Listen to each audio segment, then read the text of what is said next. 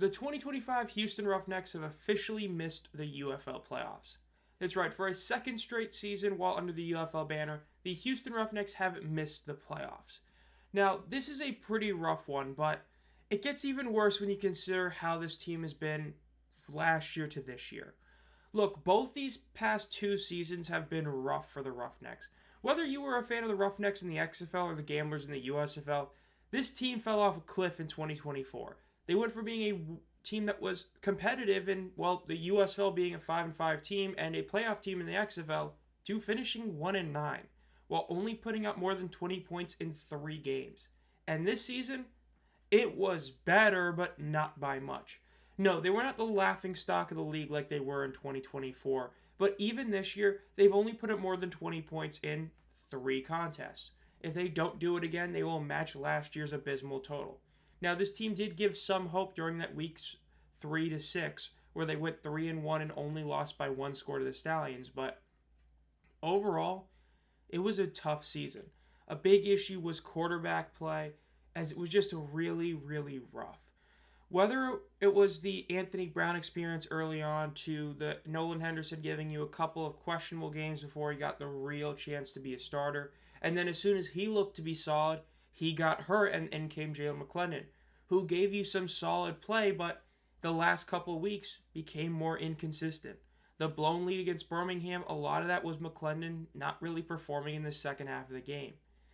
The defense, really weak unit.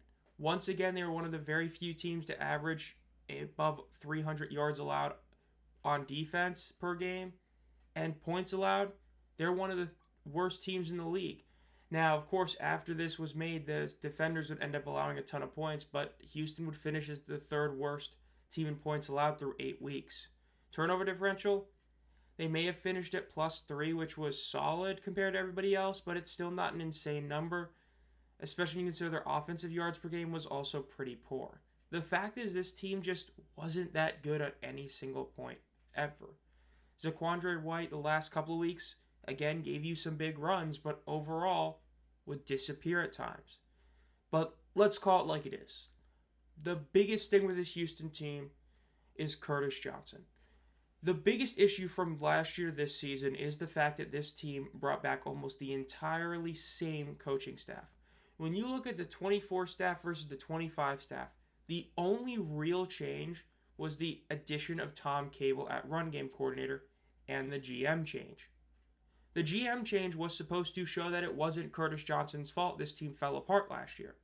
Instead, it proved it was. Everyone else remained the same. Every other single person came back except for Cable. And again, the run game has been one of the areas where there's been some bright spots, despite talent-wise, most would say got worse with the loss of Mark Thompson due to how last season ended and how he didn't come back. Yet, this team failed again. The fact is, Curtis Johnson needs to go. I know we've talked about it a lot during the season, how he almost saved his job. And though, while it is true that at this moment, I don't even think he's the worst head coach in the league because of another coach we'll get to in a later eliminated video this week, the fact is, he has been the bottom of the barrel the last 2 years now. He needs to go. Will he? We'll see. We don't know for sure, but the bottom line is this team ended up failing this season almost entirely because of Curtis Johnson. The fact that he decided, or that the team decided to bring back the exact same coaching staff with one addition and thought that would be a good idea when the biggest issue last year was coaching, it's insane. So, that's the Houston Roughnecks. Congratulations on missing the playoffs again. Subscribe if you enjoyed this video. Be on the lookout for more, and have a great night. Well, they gave it up on 4th down. Last drive and a pick here. Nobody touched him.